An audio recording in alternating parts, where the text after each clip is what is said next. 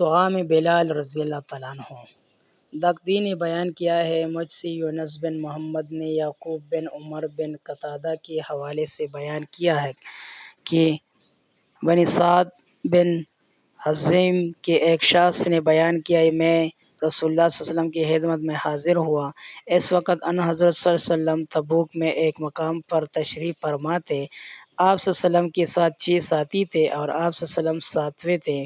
میں وہاں پہنچا اور آپ صلی اللہ علیہ وسلم کو سلام کیا۔ آپ صلی اللہ علیہ وسلم نے مجھے بیٹھنے کا حکم دیا۔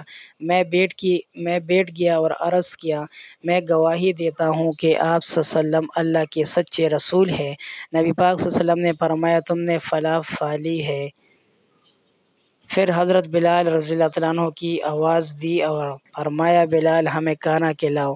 حضرت بلال رضی اللہ تعالیٰ عنہ نے زمین پر چمڑے کا ایک دسترخوان بچھا دیا اور ایک تیلی میں سے کھجور، گھی اور پنیر کی بنی ہوئی پنجیری نکالی۔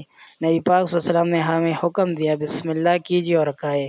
ہم سب نے کھانا کھایا اور سیر ہو گئے۔ میں نے عرض کی، یا رسول اللہ، یہ کھانا تو اتنا کم تھا کہ شروع میں نے سوچا کہ میں تنہا یہ کھا جاؤں گا، مگر یہ ہم سب کو کفایت کر گئی۔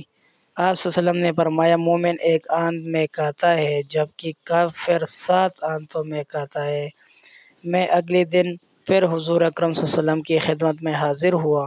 میں ظہرانے میں بھی شرکت کرنا چاہتا تھا اور اس سے 2 باتیں مقصود تھیں، ایک تو یہ کہ کھانا کھاؤں اور دوسری یہ کہ مزید اطمینان قلب اور یقین حاصل کروں کہ اللہ نے اپنے نبی کو خصوصی برکات سے نوازا ہے۔ میں نے دیکھا کہ کھانے کا وقت ہوا تو نبی پاک صلی اللہ علیہ وسلم کے پاس 10 افراد موجود تھے۔ آپ صلی اللہ علیہ وسلم نے حضرت بلال رضی اللہ عنہ سے کہا، بلال کھانا لاؤ۔ چنانچہ بلال رضی اللہ عنہ نے دسترخوان بچھا دیا اور ایک تیلی سے کھجوریں نکالنے لگے۔ وہ موٹے بھر کے کھجوریں دسترخوان پر ڈالتے رہے تھے۔ آپ صلی اللہ علیہ وسلم نے فرمایا، بلال رضی اللہ عنہ، کھلے دل سے کھجوریں یہاں نکال دو۔ عرش والے پر بھروسہ رکھو اور یہ خوف دل میں نہ لاؤ کہ وہاں بخل سے کام لیا جائے گا۔ بلال رضی اللہ عنہ نے سارے کھجور ڈال دی۔ میں نے اندازہ کیا کہ وہ کھجور تقریباً 1.5 سیر ہوں گے۔ حضور اکرم صلی اللہ علیہ وسلم نے اپنا دست مبارک ان کھجوروں کے اوپر رکھا اور اس کے بعد فرمایا، بسم اللہ کر کے کھائے۔ سب لوگوں نے خوب کھایا اور میں نے بھی ان کے ساتھ پیٹ بھر کر کھایا۔ میں خود کھجوریں اگایا کرتا تھا اور کھجوریں کھاتا بھی بہت تھا، مگر مزید کھانے کی گنجائش نہ رہی۔